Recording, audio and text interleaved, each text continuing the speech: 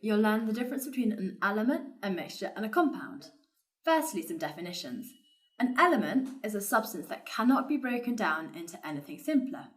A mixture is a substance consisting of two or more substances mixed together, not in fixed proportions and not chemically bonded. And a compound consists of two or more elements chemically combined. So consider the two elements iron and sulfur. We should perform 4 tests. Firstly, on iron and sulfur separately. Secondly, on a mixture of iron and sulfur. And thirdly, on a heated mixture of iron and sulfur. The 4 tests we are going to do are appearance, action of water, action of an acid, and finally, action of a magnet. So starting with performing the tests on iron and sulfur separately. Iron filings are dark grey crystals, whereas sulfur is a bright yellow powder. You will see that the iron sinks and the sulfur floats. With iron filings, you can see bubbling. The iron reacts with the acid to produce hydrogen gas, which can be tested for by holding an empty tube over the tube of iron filings and acid. After a short time, we remove the upper tube and immediately put a lighted splint to the open end of the tube. A pop is heard indicating hydrogen gas. With sulfur and hydrochloric acid, there is no visible reaction. If the iron is sprinkled onto a sheet of paper and a magnet is moved underneath the paper, you will see the iron filings follow the magnet as they are attracted to it. When the same is done with the sulfur, you will see that the sulfur is not attracted to the magnet. So from these 4 tests, it can be seen that iron and sulfur are 2 completely different elements and behave differently in the 4 tests. Iron is a metal element, sulfur is a non-metal element. So now let's look at performing those same 4 tests on a mixture of iron and sulfur. So some iron filings and sulfur powder are mixed together on a piece of paper, and we now have a mixture of iron and sulfur. If we add a bit more iron and mix, we still have a mixture of iron and sulfur. We could add a bit more sulfur and mix. It's still a mixture.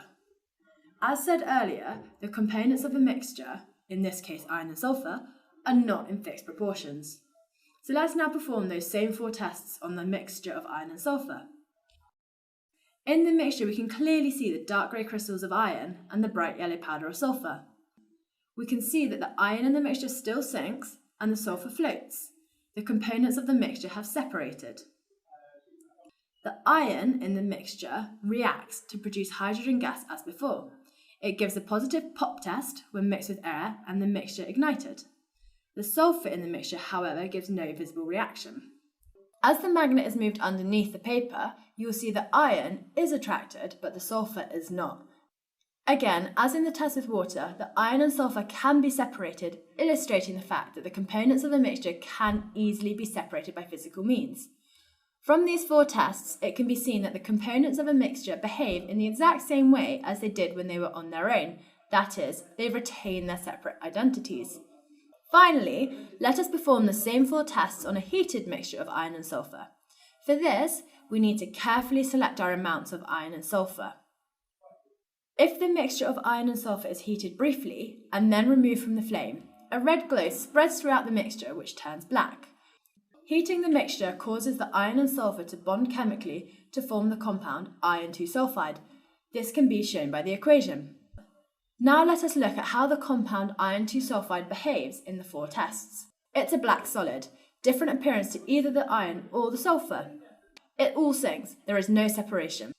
The reaction between the iron 2 sulfide and hydrochloric acid should be done in a fume cupboard, as when the hydrochloric acid is added to the iron 2 sulfide, bubbles are seen, but the gas formed is hydrogen sulfide gas, which is toxic. As the magnet is moved underneath the paper, you will see that the iron 2 sulfide is not attracted as it is not magnetic, so we cannot separate the heated mixture. However, as often happens in class, if the wrong amount of iron or sulfur is used so that there is excess iron, then the iron 2 sulfide will be attracted to the magnet because of this too much iron.